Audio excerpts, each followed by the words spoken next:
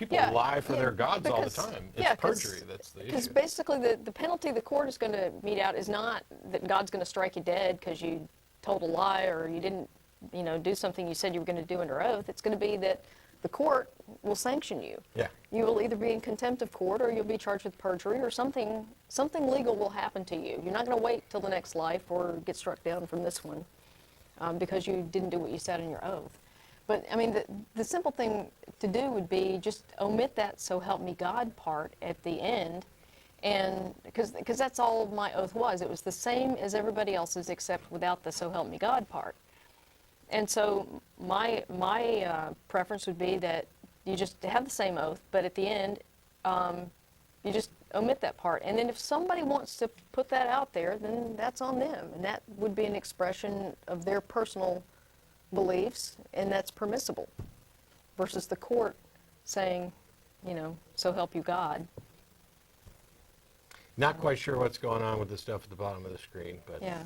So we'll let you go ahead and Well, finish up what you were talking about, and we'll start taking some calls. Well, no, I actually, the war on Christmas has gone to Congress. South Carolina has their own clueless git of a representative here, Henry Brown, who introduced a resolution which makes it clear that Christmas should not be watered down for political correctness. He's very concerned that Christmas is being watered down and it's becoming a politically correct holiday season. And this is going to cause the loss of sacred traditions and things. And so I'm feeling a tear here for Henry. But anyway, he strongly disapproves of any attempts to ban references to Christmas. And he expresses support of those symbols and traditions. So he's taken valuable time from Congress to introduce this non-binding resolution. And he's been joined by 18 of his fellow House Republicans this week, and I think there probably are some Democrats that are going to sign on to that too, so it's not a political thing here. And his last comment was that while Christmas is a national holiday, its true meaning is to celebrate the birth of Christ. Okay. So. Well, I might say that I strongly disapprove of attempts to ban references to Christmas. I don't see any reason to ban references to Christmas. I don't either. I'm not even sure what he's complaining about. I mean, it's who's banning references to Christmas? Now, perhaps there may be some legislation that prevents overt religious displays in some cases, and we have a couple of callers who are actually waiting to talk about those types of things. But that's not a ban on referencing Christmas. And I don't know how it could ever happen, being a national holiday. Hey, guess what? Christmas is coming up. I'm mentioning it. We're probably going to talk about it off and on quite a bit today. Yeah. I think Russell's point from last week is very well taken, which is that there's not so much a war on Christmas as there's a war on everything that's not Christian about Christmas by Christians. Well, and here's another example of that. There's a website now called standforchristmas.com.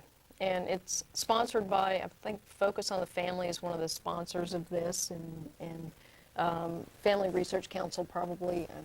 But they're basically rating the retailers, saying, who's friendly, who's negligent, and who's offensive. And they don't give a definition of how you rate those, whether they're friendly, negligent, or offensive. Somehow I kind of doubt that, if you go into an American Eagle outfitter, that they're going to say, "Fuck Christmas, happy holidays," so I don't know. But anyway, that like, Russell was saying, it's really a war on everything non-Christian about the holiday season. Yeah. So, now they're telling people, hey, you can use these ratings to decide who to shop with. And you can. You are entitled to boycott Absolutely. whoever you want for whatever silly little reason you feel like. Yeah. One of these days, I think the biggest fear is that they're going to get to a point where nobody, including their adherents, pays any attention to their little boycott schemes, and now all of a sudden they'll be reduced back to the toothless status that they had, 100 years ago. Yeah. So, well, we've got several callers on the subject, Yep. and I want to if you're ready, we can go ahead and Yes, get started the with them. topic for today is reason for the season, so bring us reason. So we've got Robert from Alabama. Thank you, sir. How are you? I'm actually having a pretty good day, to be honest with you. I work a retail store. Now, just so everybody knows, I am a theist. To be more precise, I'm Eastern Orthodox. I'm sure that might mean something to you about some of my personal opinions on this time of year. But I actually had an interesting thing happen to me the other day. I'm on my lunch break in the mall. Dear God help me. And I see this woman having this shirt that says, "Put Christ back in Christmas." And I just rolled my eyes. And, of course, that started her saying something to me. And I pointed out to her that, first off, everything that you celebrate in Christmas has nothing to do with the holiday that was, which was the celebration of the incarnation of Christ. Not a birthday, nothing like that. And that the trees, everything that you're fighting for are blatantly pagan, period, end of story. And that I'm having a problem that they're saying they're trying to put Christ back into Christmas when overall all things Christians were inserted it in the first place. And that to me, and I don't know how you feel or how other people feel, but it seems to me that that it is more of a secular holiday than anything, and should be. Yeah. That if a person wants to celebrate it as a secular, they enjoy taking time for their family and all that, what is the problem? It's secular. Have our Christian things. We go do our little Christian thing, enjoy ourselves. Why do these people feel that they have to force down their throat their religion? Because we don't see the same thing happening with the hundreds of other celebrations of religions happening at the same time. Robert, you're now my favorite Christian, and you can call the show whenever you want. Thank you. I mentioned this briefly on yesterday's Nonprofits. I occasionally get the opportunity to speak to classes at UT, and I did so about a month or so ago. And of course, a lot of the questions that I got afterwards had to do with Christmas. Do you celebrate?